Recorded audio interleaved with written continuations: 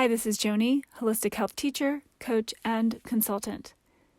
My intention here is to bring you digestible snippets of holistic health habits to improve your health and well-being.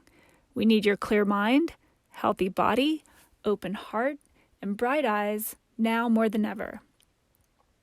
Today we're talking about the top 8 antiviral herbs to stay well and look younger. With so much going on in the world, many people have had a little bit more time over the last year to lean into growing their own gardens, including herbs. For those living in cities with less outdoor space available, or for those living in much colder climates, our next best option is to essentially grow our own herbs indoors. Today we'll touch on the top 8 antiviral herbs, considering COVID, as well as flus and common colds that often show themselves during these winter months. Research shows that many herbs may combat specific common viruses and provide powerful support for a healthy immune system. They also may combat digestive issues, general pain, anxiety, skin problems, allergies, fatigue, and much more. We've been told so much by, let's say, the powers that be, that we don't have control over our own lives in so many ways. The destructive lies about getting older, that we become incapable, undesirable, doomed to disease, and essentially over the hill. These are all toxic thinking and toxic so-called solutions that are pushed onto us by big pharma, big food, big cosmetic, and big media companies. They're telling us that they have the keys to fixing us, telling us what's best for us, and even the fountain of youth. Thankfully, more and more people are catching on and refusing to be manipulated. Or are we? I'll leave that question for you to answer. But today, we're taking our power back, taking our health into our own hands and reclaiming our freedom with these top 8 antiviral herbs.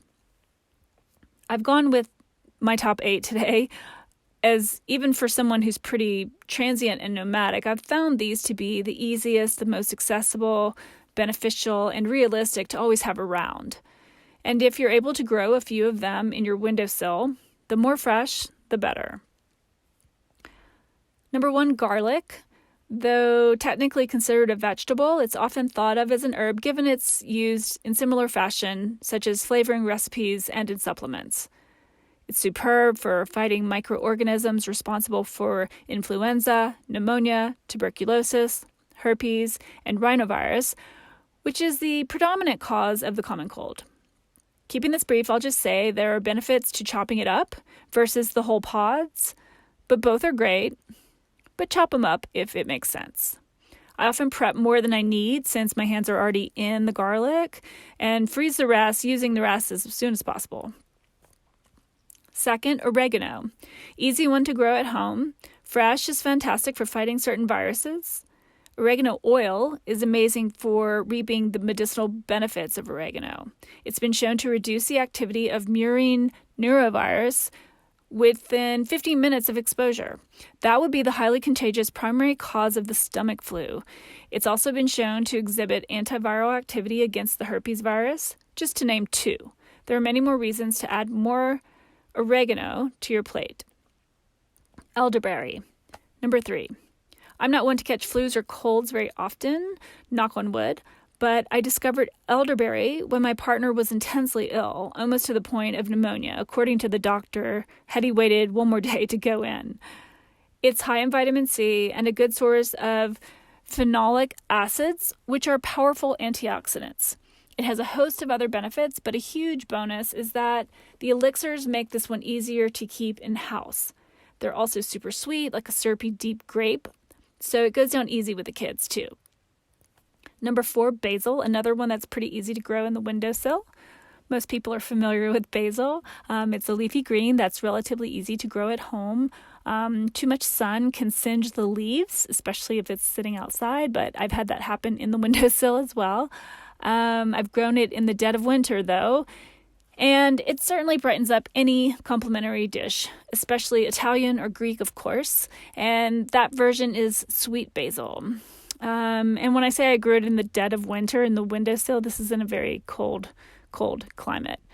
Holy basil is the type used in herbal supplements. Both have very strong antiviral properties, among many others. Fifth, ginger. Ginger is like the Superman or Wonder Woman of antiviral herbs. A bit more challenging to prep, to cook with, but fresh is always best, and it's worth it. As a busy and transient person, I often supplement my ginger intake with high-quality ginger tea. So that's herbal ginger tea. Peppermint. So many health benefits here. This is number 6. And this is another one that you can grow in the windowsill. It's also an easy one to receive the benefits in other formats, such as through quality teas. Again, that's me. I like to mix peppermint and ginger together and make that pretty much on a daily basis. You can also use peppermint essential oil in a steamy bath. That's great for sinus relief, opening up those sinus cavities, and or you can put it in a diffuser and just run your diffuser overnight while you're sleeping. It's also stimulating, so maybe it's not best for sleeping at night. For some people, it just depends on you and your sleep patterns. So it can be stimulating, so there's a little heads up on that. But that's a nice pick-me-up, too, if you don't want to have a cup of coffee. Cup of peppermint tea is great. Number 7, rosemary. If you're lucky to be in a warm, arid climate such as Southern California or the Mediterranean, rosemary grows in abundance. We had a huge rosemary shrub at our front gate in Venice, California, when I lived there, that our neighbors were welcome to pick from. It's a powerhouse herb with antiviral capabilities and may fight flus, herpes, hepatitis, and other viruses. It seems to be anti-everything and may be anti-inflammatory, bacterial, antioxidant, and antifungal, anti-tumor, and even anti-cancer. I also keep rosemary essential oil next to my laptop, as it's said that inhaling it helps increase brain waves and improving memory and more, which I sure could use help with. I don't know about you. It's also been said to support stress relief, decreasing drowsiness, and improving mood. Number 8, last but not least, I've gone with echinacea. Echinacea has become pretty well known. It's got many incredibly powerful compounds that fight the common cold, viral bronchitis, and much more.